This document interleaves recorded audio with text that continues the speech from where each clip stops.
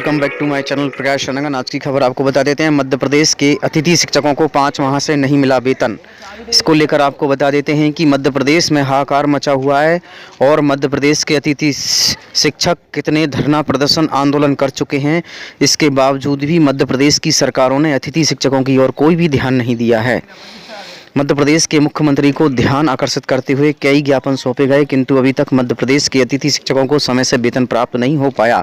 ऐसी स्थिति में मध्य प्रदेश के लोक शिक्षण संचालनालय ने आवंटन तो जारी कर दिया। आवंटन जारी करते हुए आज 5 दिन हो गए हैं, किंतु मध्य प्रदेश के प्रिंसिपल और बाबुओं की मिलीभगत के कारण अभी तक उनकी सैलरी उनके खाते में नहीं आई।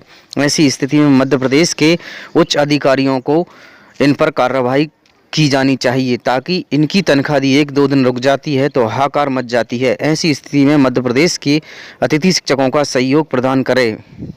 भाजपा शासित राज्यों के बुलडोजर न सिर्फ लोगों के घरों को उजाड़ रहे हैं, बल्कि कुचल रहे हैं लोकतंत्र को, संविधान को, अदालतों के मेयार को।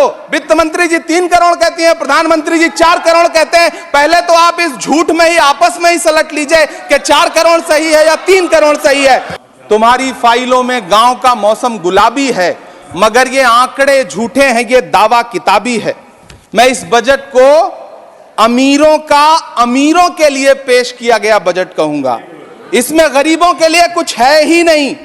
आप अमीरों के कर्जे माफ कर रहे हैं, उद्योगपतियों के कर्जे माफ कर रहे हैं, और यहां स्थिति यह हो गई है कि जो मिडिल क्लास, उसकी जो रोजमर्रा की जरूरत की चीजें हैं, उस तक पर आपने जीएसटी लगा रखी है कि ये इस सरकार का अंतिम बजट है। इसके बाद न्याय का बजट पेश होगा, जिसकी चर्चा राहुल गांधी जी पूरे देश में कर रहे हैं।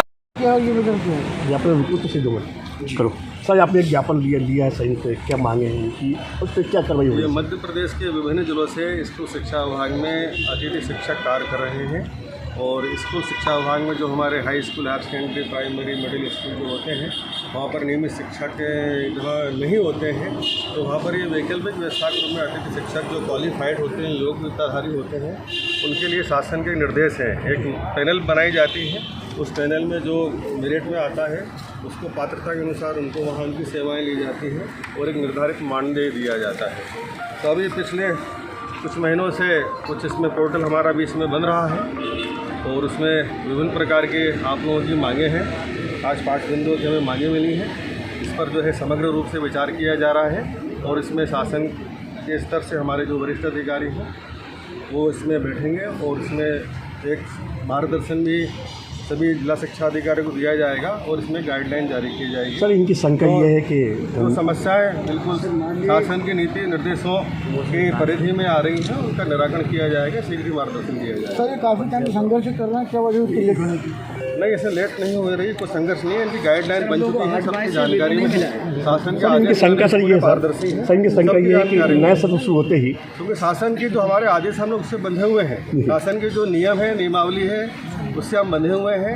2018 में ये इनको सब तो मालूम है, 7 जुलाई 2018 इनकी मांग पूरी संभावना इस स्तर से ये अतिथि शिक्षकों की रखने की पूरी पारदर्शी प्रक्रिया है, और सब ऑनलाइन आवेदन लिए जाते हैं। जो मेरिट में होता है उसको रखा जाता है, बस एक रिक्त पद पर रखा जाता है। जहाँ जहाँ पद रिक्त है, जो विभाग में स्वीकृत पद है, रिक्त पद है, उन पर अतिथि शिक्षक। क्या सर, इनकी आयु खत्म होती जा रही है, समय से बढ़ता जा रहा है, 8 महीने से तनख्वाह नहीं मिली इन्हें। इसके लिए शीघ्र ही हमारे बिल्कुल है कि अधिकारी इसमें बहुत गंभीर हैं, और शीघ्र ही इसमें गाइडलाइन जारी करेगी। सर, 2 सितंबर की घोषणाएं जो हुई थी उनके, अब आ जाओ। इनकी सरकार ईडी, सीबीआई और इनकम टैक्स की वजह से चल रही है, वरना ये सामने किसी भी पार्टी से लड़ने के लिए इनमें दम नहीं है। मुझे लगता है कि 75 वर्ष के बाद में सबसे ज्यादा अगर भ्रष्टाचारी पार्टी अगर खड़ा हुई है तो ये भारतीय जनता पार्टी खड़ी हुई है। इसे ये चाहे जितना भी लपेट ले, शहद में चाहे जितने भी लपेट ले, ये अपने आप को कहते हैं कि भाई हम भ्रष्टाचार नहीं करते हैं। इनसे बड़ा भ्रष्टाचारी कोई नहीं हो सकता है। Executive, income tax, CBI, ED का इन लोगों ने मिसयूज किया है। 2014 से पहले जिन जिन बातों को लेकर के ये सरकार में आए, चाहे वो 15 लाख रुपए की बात हो, 2 करोड़ प्रत्येक वर्ष रोजगार की बात हो, या आपका जाकर के पेट्रोल, डीजल और गैस की बात हो, बोल रहे हैं, तो सभी चीजों में ये लोग फेल हुए हैं। इनको ये स्वीकारना पड़ेगा, सभी चीजों में ये फेल हुए हैं। नाम लेंगे तो इनको थोड़ा सा दुख हो जाएगा। आज जब ये अच्छे स्थिति में इन्हें देश मिला, ये गर्त में ले जाने का काम किए हैं।